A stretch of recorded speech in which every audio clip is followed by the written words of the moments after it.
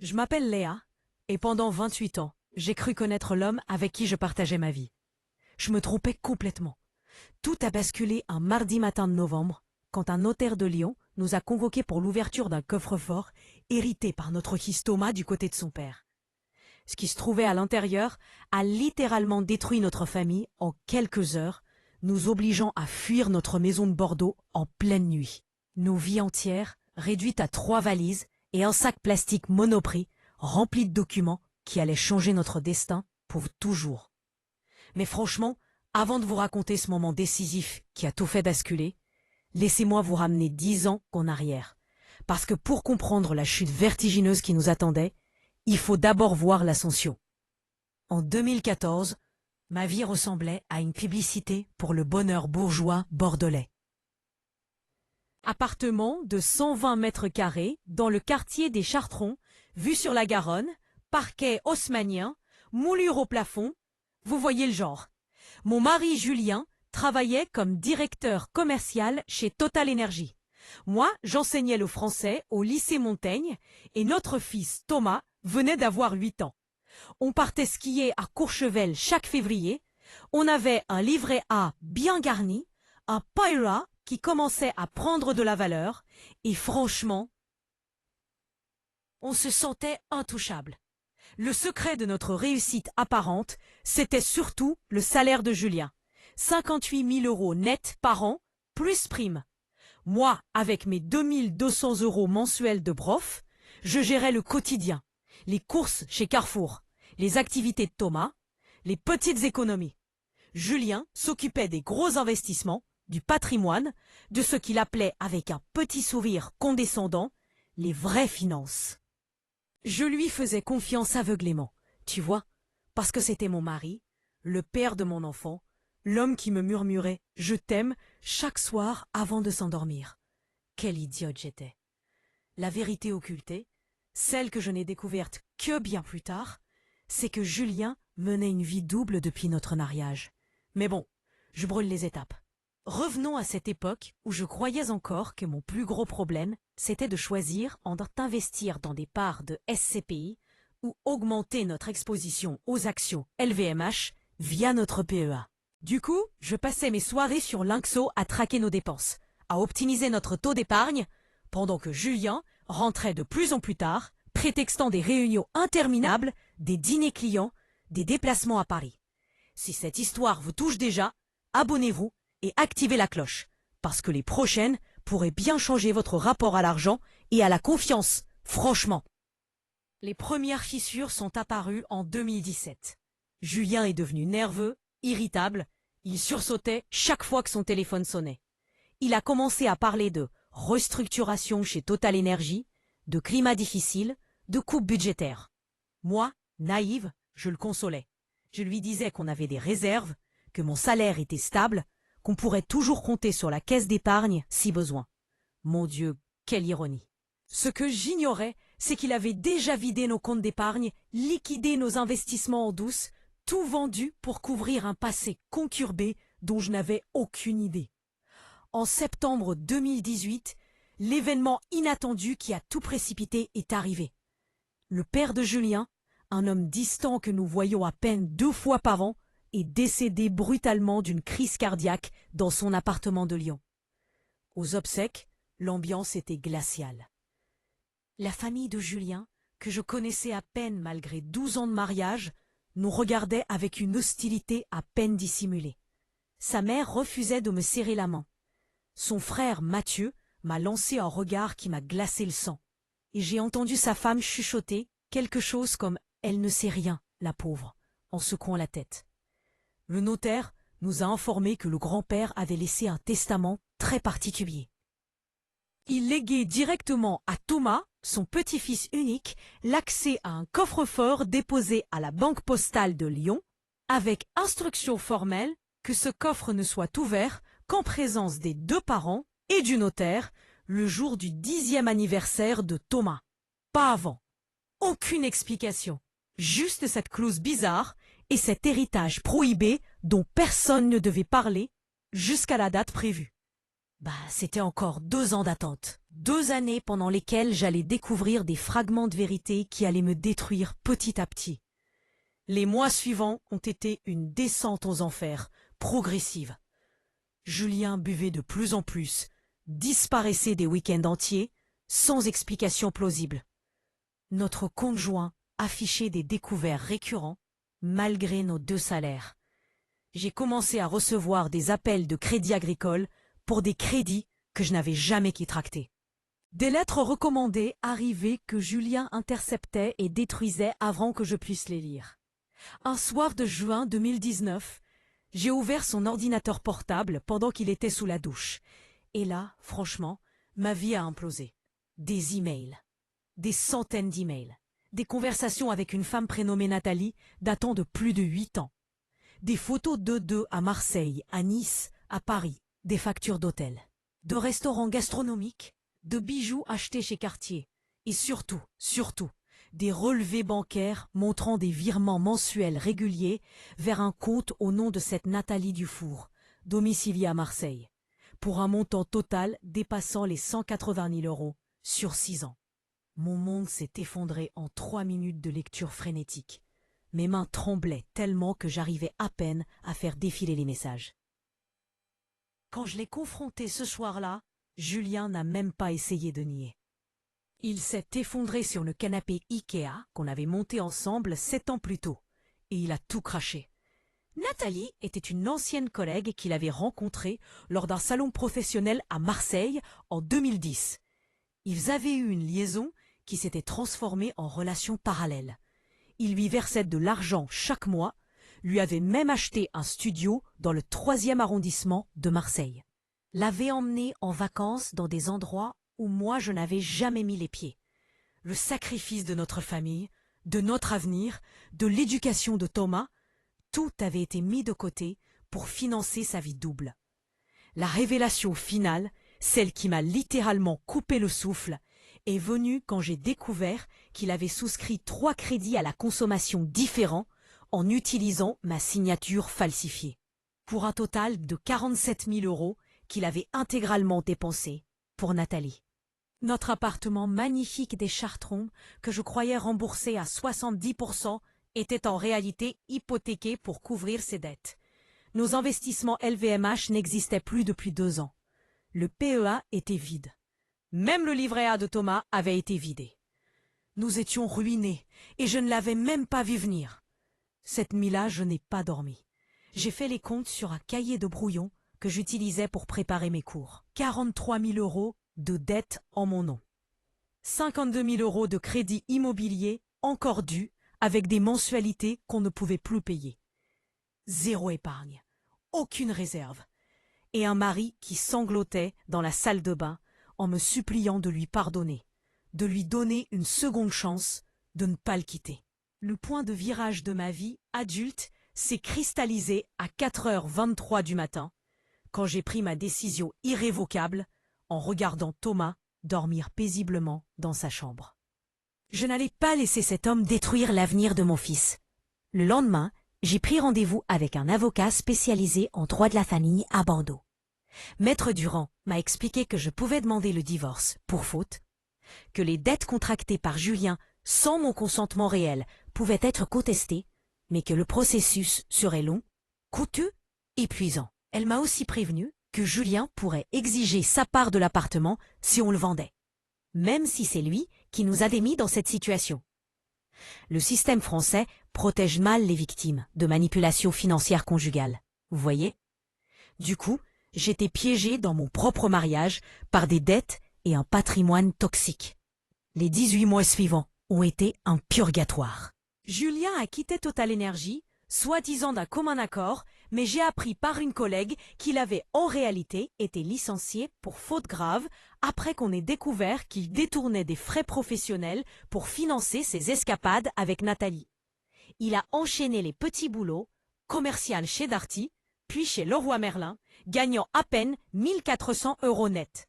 Moi, je continuais d'enseigner, mais mon salaire seul ne suffisait pas à couvrir toutes nos charges.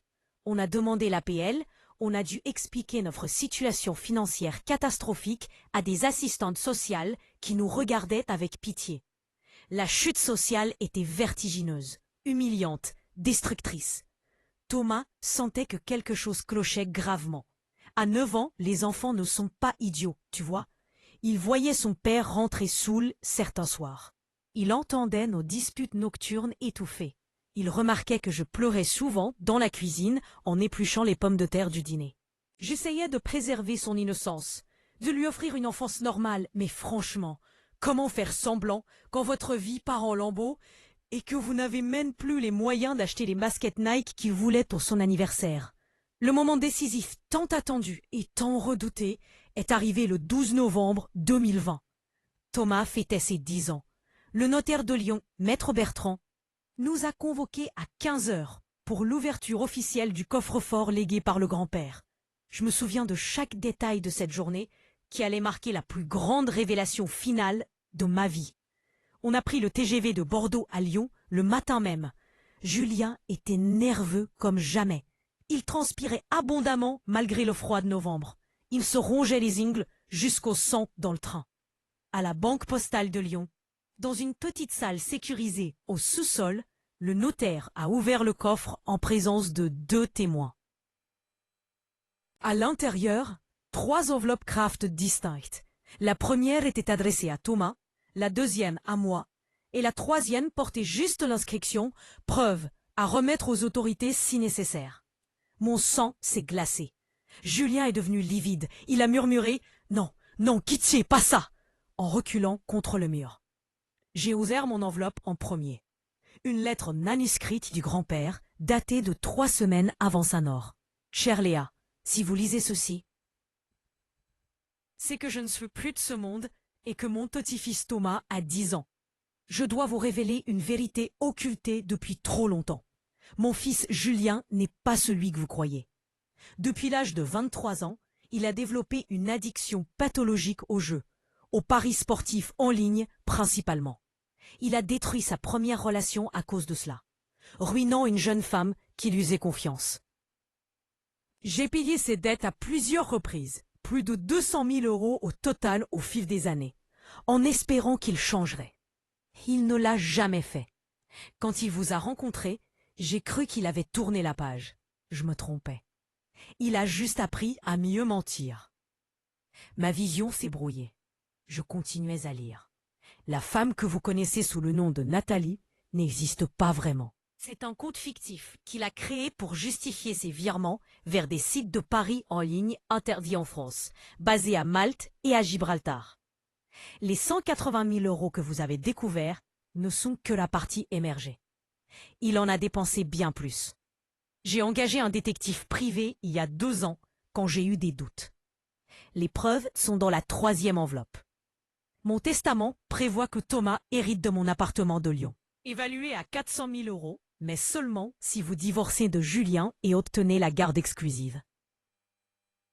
Je refuse que cet homme puisse toucher 1 centime de ce que j'ai construit. Protégez mon petit-fils. Protégez-vous. Et pardonnez-moi de ne pas avoir eu le courage de vous dire tout cela de mon vivant. J'ai relevé les yeux vers Julien. Il pleurait, effondré par terre, répétant « Pardon, pardon, pardon » comme un mantra délirant. Thomas, bouleversé sans tout comprendre, s'accrochait à ma main. Le notaire, professionnel jusqu'au bout, a ouvert la 3e enveloppe. Des dizaines de relevés de comptes offshore, des captures d'écran de paris sportifs, des tableaux Excel détaillant 12 ans de transactions compulsives, des pertes de 30 000 € en une seule soirée, des gains de 40 000 reversés immédiatement.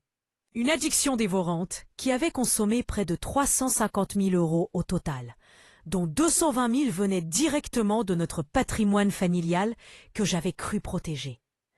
La crise qui a suivi dans cette petite pièce de la banque postale est difficile à décrire. J'ai hurlé, j'ai pleuré, j'ai failli frapper Julien avant que le notaire ne me retienne. Thomas sanglotait en demandant ce qui se passait. Pourquoi papa pleurait? Pourquoi j'étais si en colère? Le notaire nous a fait sortir, nous a installés dans son étude, a expliqué calmement à Thomas qu'il venait d'hériter d'un bel appartement de son grand-père, qu'il pourrait peut-être y vivre un jour avec sa maman. Julien a été évacué par la sécurité après avoir fait un malaise. Ce soir-là, à l'hôtel Mercure, près de la gare de Lyon-Pardieu, où j'avais réservé une chambre double pour Thomas et moi, j'ai appelé ma sœur Mathilde à Paris. Je lui ai tout raconté pendant 2 heures, en pleurant tellement que j'arrivais à peine à aligner 3 mots cohérents. Elle m'a dit exactement ce que j'avais besoin d'entendre. Léa, tu prends tes affaires, tu récupères tous ces documents, tu rentres à Bordeaux, tu fais tes valises et tu viens t'installer chez moi à Paris le temps de te reconstruire. Ce type a détruit ta vie, mais tu ne vas pas le laisser détruire celle de Thomas. Tu es prof. Tu trouveras un poste en région parisienne et tu vas repartir de zéro. La décision irrévocable que j'ai prise cette nuit-là dans cette chambre d'hôtel impersonnelle, pendant que Thomas dormait épuisé par les émotions, a été la plus difficile et la plus libératrice de mon existence. Je n'allais pas retourner vivre avec Julien. Je n'allais pas essayer de sauver notre couple. Je n'allais pas sacrifier encore 10 ans de ma vie à tenter de réparer un homme qui ne voulait pas être réparé. J'allais fuir, littéralement fuir notre maison. Notre vie bordelaise, tout ce passé toxique qui m'empoisonnait depuis trop longtemps. Le lendemain matin, on a pris le TGV, direct Lyon-Bordeaux. Arrivé à midi, j'ai récupéré notre Clio garé à la gare et on est rentré à l'appartement. Julien était là, affaissé sur le canapé, entouré de bouteilles de bière vides. Il a essayé de s'expliquer encore, de dire qu'il allait se soigner, qu'il allait tout arrêter, qu'il m'aimait. Je n'ai même pas regardé. J'ai commencé à remplir des valises, vêtements pour Thomas et moi. Papiers importants, livres préférés, photos de famille. En 3 heures, notre vie tenait dans 3 valises rigides, samsonites et 2 sacs de voyage. Julien a paniqué en réalisant que je partais vraiment. Il a bloqué la porte, il a supplié, il a menacé d'appeler la police. C'est là que j'ai sorti mon téléphone et que je lui ai montré les photos que j'avais prises des documents du coffre-fort. Tu me laisses partir avec Thomas.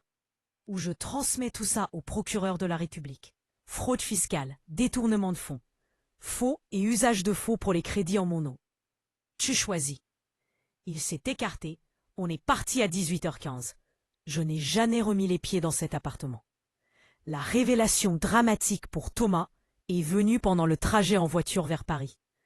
À mi-chemin, sur l'A10 au niveau de Tours, il m'a demandé avec sa petite voix d'enfant de 10 ans pourquoi on quittait papa. Si papa était méchant, si c'était de sa faute à lui. J'ai dû m'arrêter sur une aire d'autoroute et là, assis sur un banc glacé, près d'un Burger King fermé, je lui ai expliqué avec des mots simples que papa était malade, qu'il avait fait des choses graves avec l'argent de la famille, que grand-père nous avait laissé un cadeau pour qu'on puisse recommencer ailleurs, et que ce n'était absolument pas de sa faute. Il a pleuré pendant 20 minutes dans mes bras, et moi aussi, franchement. On est arrivé chez Mathilde à Montreuil vers minuit. Elle nous attendait avec du chocolat chaud et des croissants frais pour le lendemain matin. Son appartement de 50 mètres carrés n'était pas immense, mais c'était un refuge. Les 3 premières semaines ont été horribles.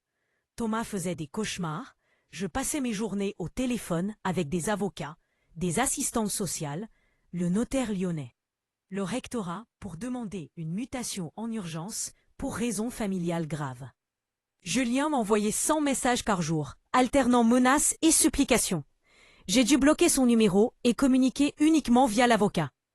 Le système judiciaire français est d'une lenteur exaspérante, mais Maître Durand a fait des miracles. En janvier 2021, elle a obtenu une ordonnance de protection pour Thomas et moi, interdisant à Julien de nous approcher. En mars, la procédure de divorce pour faute était lancée. En juin, un juge a reconnu la falsification de ma signature sur les crédits et a ordonné leur annulation, condamnant Julien à me rembourser les mensualités déjà payées. La justice inattendue tombait enfin, lentement, mais sûrement. Mais franchement, la vraie victoire silencieuse, celle dont je suis le plus fier, c'est la reconstruction de ma vie financière à partir de zéro absolu. En février 2021, j'ai obtenu un poste de professeur certifié au lycée Hélène Boucher dans le 20e arrondissement de Paris. Salaire de base, 2 300 € net.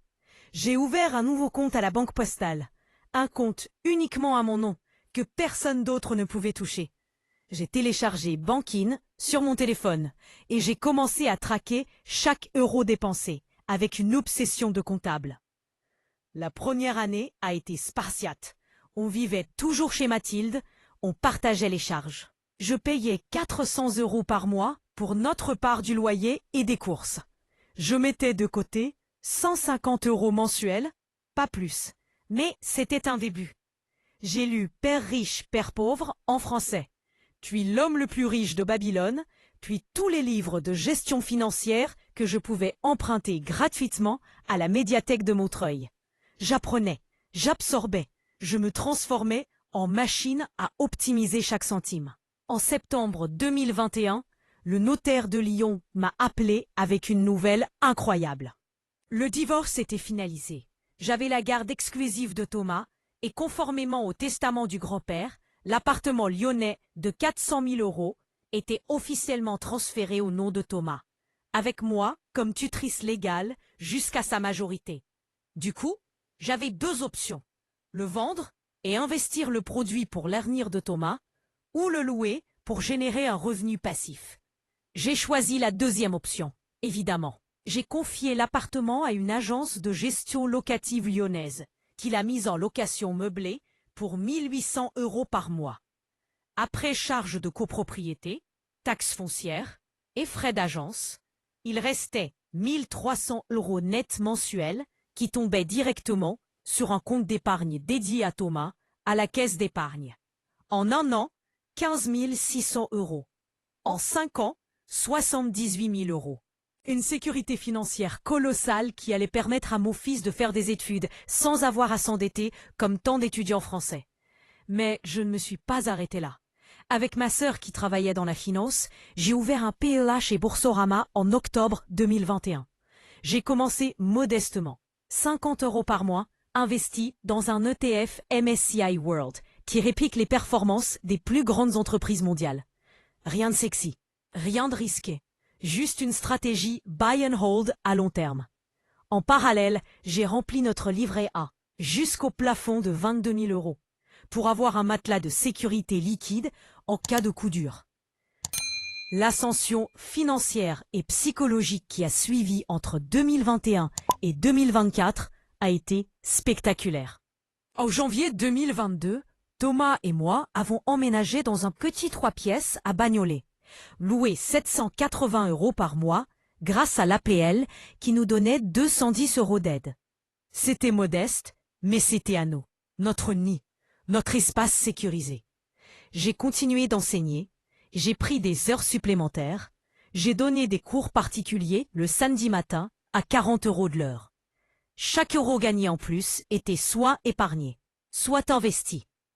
En 2023, ma stratégie d'investissement sur PEA avait généré près de 3 000 € de plus-value latente grâce à la remontée des marchés. J'ai augmenté mes versements mensuels à 150 €.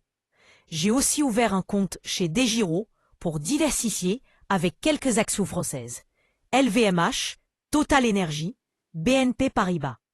Rien de fou, des blue chips solides qui versent des dividendes réguliers.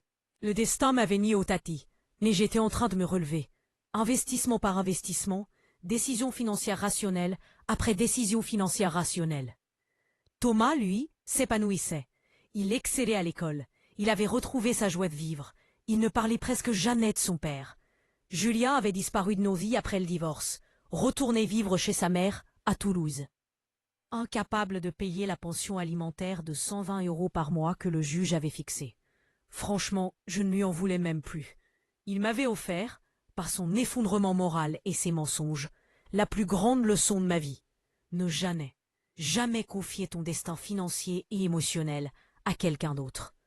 Le véritable point de virage, le moment où tout a basculé vers une vraie sécurité financière, est arrivé en avril 2024. Thomas avait 13 ans. Je venais d'avoir 40 ans. Le rectorat m'a proposé un poste de professeur principal avec une prime annuelle de 1 200 €. J'ai aussi été sollicité par une maison d'édition pour rédiger des manuels scolaires de français pour les collèges. Une mission payée 3 000 € par manuel. J'ai accepté immédiatement. Du coup, Mes revenus annuels nets sont passés de 27 600 € à presque 34 000 €. La différence peut sembler minime, mais sur une vie, c'est colossal. Aujourd'hui, en décembre 2024, ma situation financière ressemble à ça. 118 000 € épargnés au total entre le livret A, le PEA et les comptes d'épargne de Thomas alimentés par la location lyonnaise. Zéro dette. Un appartement loué, stable à Bagnolet. Un fils heureux qui rêve de devenir ingénieur informatique. Et moi, une femme de 40 ans qui a reconstruit sa vie pierre par pierre après avoir tout perdu à cause de la trahison d'un homme en qui elle avait aveuglément confiance. La révélation finale et la leçon que je veux partager avec vous aujourd'hui, c'est que l'héritage prohibé laissé par le grand-père de Thomas n'était pas l'appartement de 400 000 €. C'était la vérité occultée pendant des années, qui nous empoisonnait sans qu'on le sache. Ce coffre-fort contenait notre libération déguisée en catastrophe. Oui, ça nous a fait fuir de chez nous. Oui, ça a détruit notre famille nucléaire.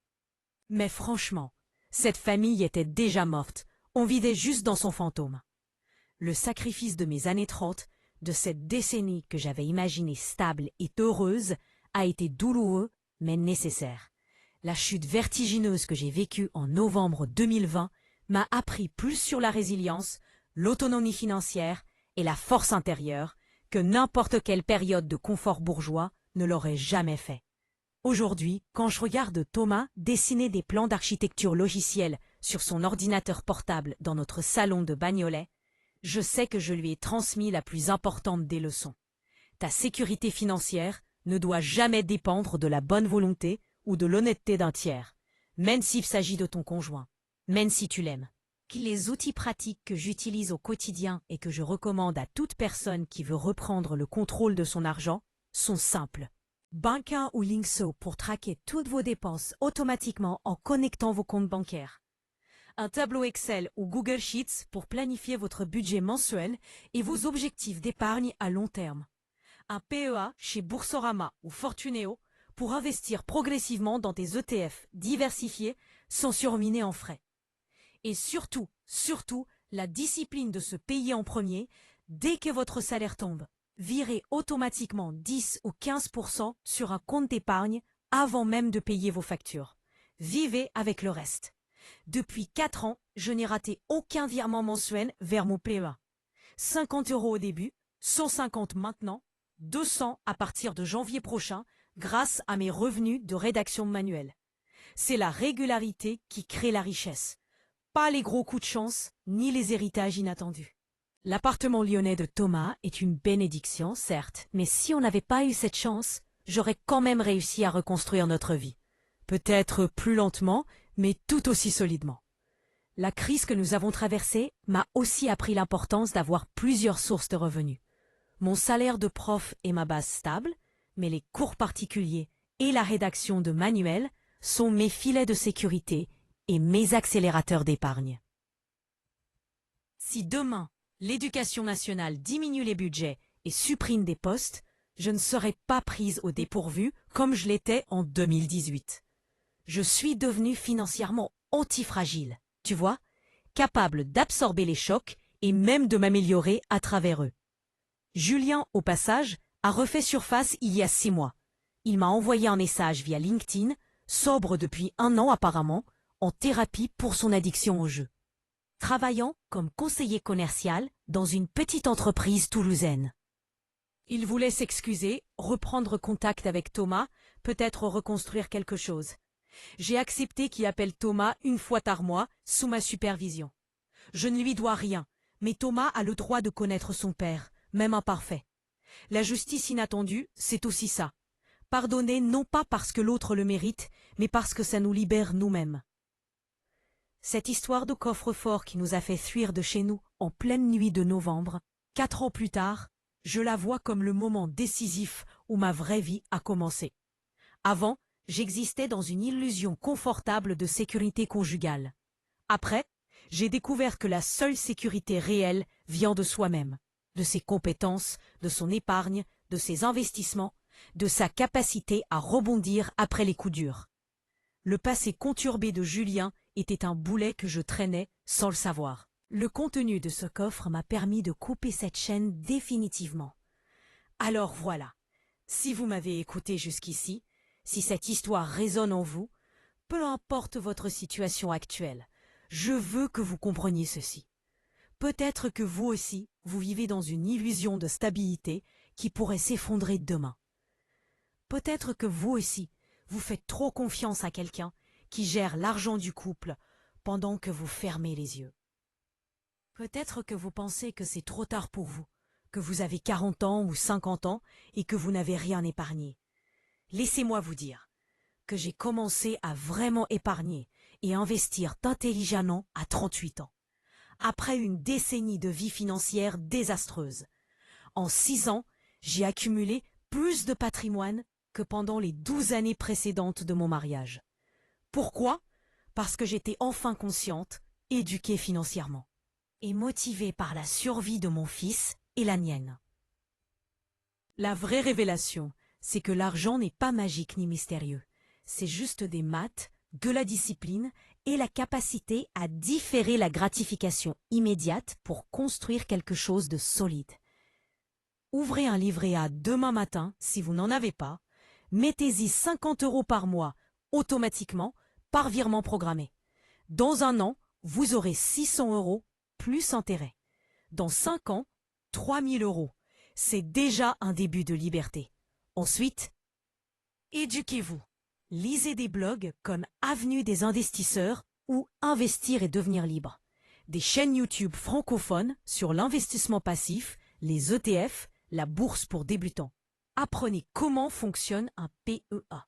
Pourquoi les intérêts composés sont appelés la 8e merveille du monde. Comment diversifier vos actifs pour limiter les risques. Et surtout, franchement, arrêtez de déléguer votre destin financier. Que vous soyez en couple ou célibataire, vous devez comprendre où va chaque euro de votre foyer. Vous devez avoir votre propre compte d'épargne, connu de vous seul si nécessaire. Vous devez avoir un plan B au cas où votre conjoint perdrait son emploi, vous trahirait, tomberait malade ou révélerait un passé conturbé qui détruirait vos finances communes. C'est pas de la méfiance toxique, c'est de la prudence intelligente. La victoire silencieuse dont je suis le plus fier n'est pas les 118 000 € épargnés, ni l'appartement lyonnais. C'est le fait que Thomas, à 13 ans, sait exactement combien coûte notre loyer, combien je gagne, combien on épargne chaque mois et pourquoi c'est important. Il comprend la différence entre actif et passif. Il sait ce qu'est un ETF.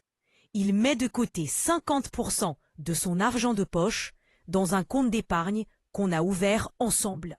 Je lui transmets une éducation financière que je n'ai jamais reçue. Et ça, franchement, ça vaut tous les héritages du monde.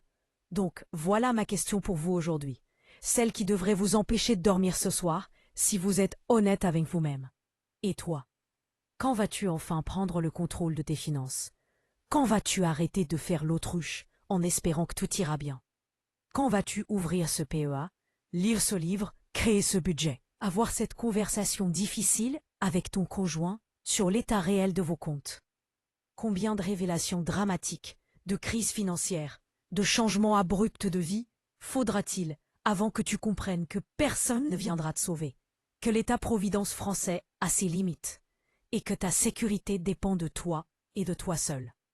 Le coffre-fort de mon beau-père contenait une vérité terrible qui a explosé ma vie en 1000 morceaux. Mais en réalité, il contenait aussi ma libération, mon point de départ vers une autonomie financière et émotionnelle que je n'aurais jamais atteinte si j'étais restée dans mon confort illusoire bordelais. Parfois, le destin nous pousse brutalement vers la porte de sortie qu'on n'avait pas le courage de franchir seul. Cette histoire est la mienne, mais elle pourrait être la vôtre demain si vous ne prenez pas dès maintenant les décisions irrévocables qui s'imposent. Alors merci de m'avoir écouté jusqu'au bout. Si ce récit vous a touché, ému ou réveillé quelque chose en vous, abonnez-vous à cette chaîne, activez la cloche pour ne rater aucune prochaine histoire de reconstruction financière et de résilience. Partagez cette vidéo à quelqu'un qui en a besoin. Peut-être une amie, coincé dans une relation financièrement toxique. Peut-être un jeune qui commence sa vie active sans aucune éducation financière. Et surtout, passez à l'action aujourd'hui même. Pas demain, pas lundi prochain. Aujourd'hui. Moi, c'est Léa. J'ai 40 ans, je vis à Bagnolet avec mon fils de 13 ans. J'ai 118 000 € de patrimoine que j'ai construit en 6 ans après avoir tout perdu et je suis enfin libre. Le contenu de ce coffre nous a fait fuir de chez nous, mais il nous a surtout permis de fuir vers notre vraie vie. À vous de jouer maintenant. À très bientôt pour une nouvelle histoire qui, j'espère, changera encore votre rapport à l'argent et à la vie. Et personne dans son maison.